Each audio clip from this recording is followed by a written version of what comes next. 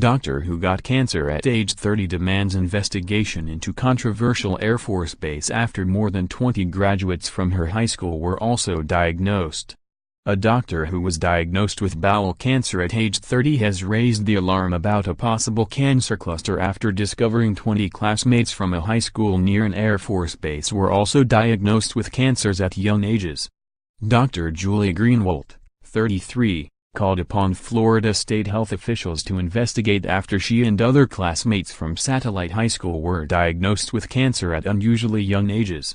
Though there's no proof of a connection, and the cancers have been a variety of types, some are worried that groundwater contamination from nearby Patrick Air Force Base, which borders Satellite Beach, could be to blame. It's really absolutely not normal for this many people in one high school to get cancer, Greenwalt, a radiation oncologist at Baptist MD Anderson Cancer Center, told Florida Today for a lengthy expose. It's just very, very odd. It seems like all of my friends from high school are getting cancer. Greenwalt discovered the apparent trend through Facebook connections when she received her shock cancer diagnosis just months after she had her first child. 3 high school classmates had already died from cancer, and another 17 had been diagnosed. Now the survivors are united and demanding an investigation and answers. In May, the group was rocked by a report in Military Times suggesting that cancer-causing chemicals in firefighting foam could be linked to cancers in children that grew up on Patrick AFB, right next to Satellite Beach. Patrick is the home of the 45th Space Wing, which runs rocket launch operations at nearby Cape Canaveral. The firefighting chemicals, perfluorooctane sulfonate, FOS, and perfluorooctanoic acid, FA, are unregulated but have come under increasing scrutiny. On Wednesday, a long-awaited federal report on the chemicals was released in draft form, months after a White House official warned in leaked emails that it could be a potential public relations nightmare. The 800-page study found that even at extremely low exposures, the compounds are implicated in some types of cancer, thyroid defects, immune suppression and pregnancy complications. Current EPA regulations put the safety level for FOS and FA in drinking water at 70 parts per trillion, or about 70 grains of sugar in an Olympic swimming pool.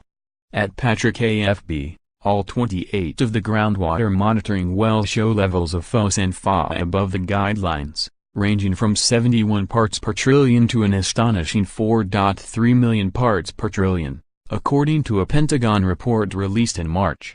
The drinking water in Satellite Beach does not come from the ground there, instead it is brought in from nearby Melbourne or Cocoa.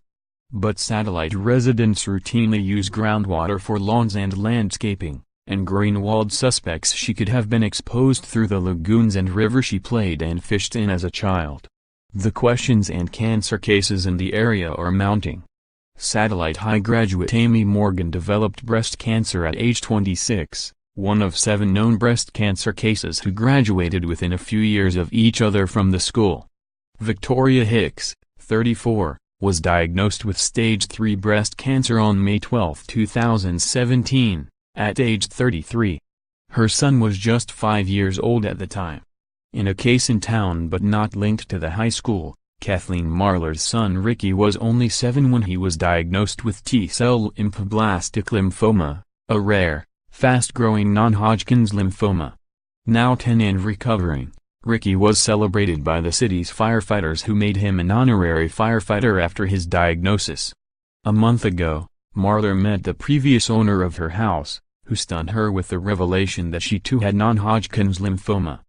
Greenwalt urges anyone who has lived near Patrick AFB and develops cancer at an early age to contact state health officials. Across the country, the Pentagon report found 36 military bases where FOS, FA levels in drinking water tested above recommended levels. In Florida, state health officials say they're taking the concerns very seriously, but warn it can be difficult to prove that a cancer cluster exists or that its causes are beyond random chance. Manufacturers of firefighting foam began phasing out the use of FOS and FA around the year 2000. The chemicals are part of a class that has also been used in Teflon cookware, waterproof fabric and coatings on fast food wrappers.